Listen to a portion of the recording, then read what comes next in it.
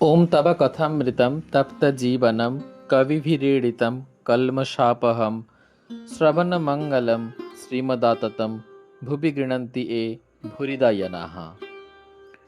ঠাকুর শ্রীরামকৃষ্ণের যশোদার ভাব ও সমাধি। ঠাকুর ছোট খাটটির উপর গিয়া নিজের আসনে উপবিষ্ট হইয়াছেন, সর্বদাই ভাবে পূর্ণ। ভাবচক্ষে রাখালকে দর্শন করিতেছেন। রাখালকে দেখিতে দেখিতে বাৎসল্য রসে আপ্লুত হইলেন, অঙ্গে পুলক হইতেছে। এই চক্ষে কি যশোদা গোপালকে দেখিতেন? দেখিতে দেখিতে আবার ঠাকুর সমাধিস্থ হইলেন। ঘরের মধ্যস্থ ভক্তেরা অবাক ও নিস্তব্ধ হইয়া ঠাকুর শ্রীরামকৃষ্ণের এই অদ্ভুত ভাবাবস্থা দর্শন করিতেছেন। কিঞ্চিৎ প্রকৃতিস্থ হইয়া বলিতেছেন, রাখালকে দেখে উদ্দীপন কেন হয়? যত এগিয়ে যাবে ততই ঐশ্বর্যের ভাগ কম পড়ে যাবে। সাধকের প্রথম দর্শন হয় দশভুজা ঈশ্বরী মূর্তি। সে মূর্তিতে ঐশ্বর্যের বেশি প্রকাশ। তারপর দর্শন দ্বিভুজা, তখন 10 হাত নাই, অত অস্ত্রশস্ত্র নাই।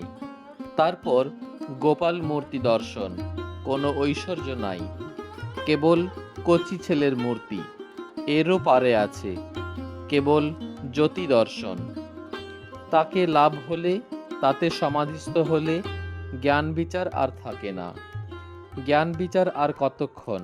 যতক্ষণ অনেক বলে বোধ হয়। যতক্ষণ জীব জগৎ আমি তুমি এসব বোধ থাকে, যখন ঠিক ঠিক এক জ্ঞান হয় তখন চুপ হয়ে যায়। যেমন ত্রৈলঙ্গ স্বামী।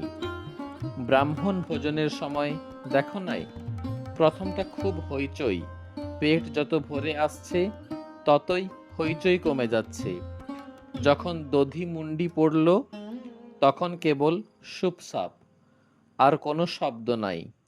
তারপরই নিদ্রা, সমাধি, তখন হইচই আর আদো নাই।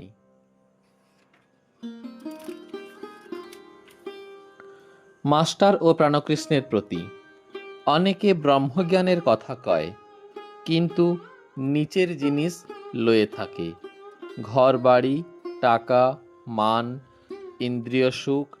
মনুমেন্টের নিচে যতক্ষণ থাকো ততক্ষণ গাড়ি, ঘোড়া, সাহেব, ম্যাম এই সব দেখা যায়।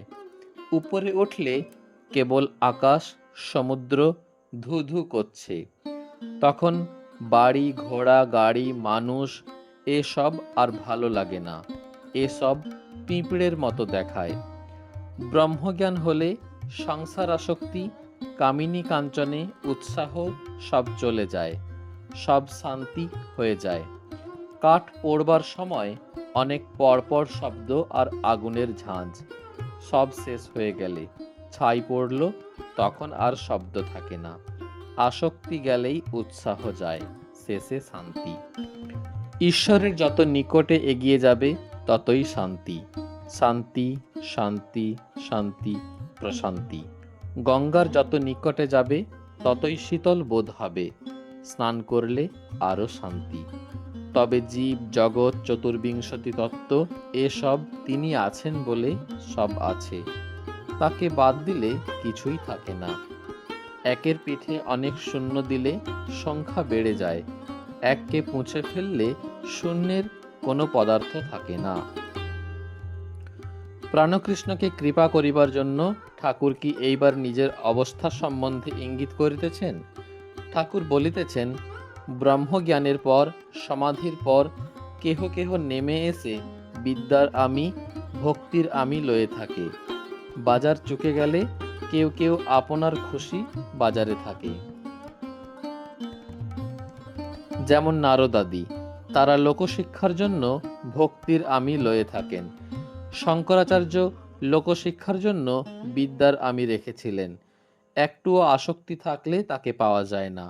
সুতার ভিতর একটু আঁচ থাকলে ছুঁচের ভিতর যাবে না।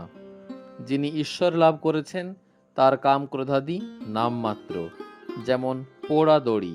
দড়ির আকার, কিন্তু ফুঁ দিলে উড়ে যায়। মন আসক্তিশূন্য হলেই তাকে দর্শন হয়। শুদ্ধ মনে যা উঠবে সে তারই বাণী। শুদ্ধ মনও যা, শুদ্ধ বুদ্ধিও তা, শুদ্ধ আত্মাও তা। কেননা তিনি বই, আর কেউ শুদ্ধ নাই। তাকে কিন্তু লাভ করলে ধর্মাধর্মের পার হওয়া যায়। এই বলিয়া ঠাকুর সেই দেব দুর্লভ কণ্ঠে রামপ্রসাদের গান ধরিলেন। আই মন বেড়াতে যাবি, কালী কল্পতরু মূলে রে, চারিফল কুড়ায়ে পাবি, প্রবৃত্তি নিবৃত্তি যায়া, নিবৃত্তির সঙ্গে লবি, বিবেক নামে তার বেটারে, তত্ত্বকথা তাই শুধাবি। ওম নিরঞ্জনং নিত্যমনন্ত রূপং ভক্তানুকম্পাধৃত বিগ্রহং বৈ ঈশাবতারং পরমেশমিড্ডং তং রামকৃষ্ণং শিরসা নমামহ।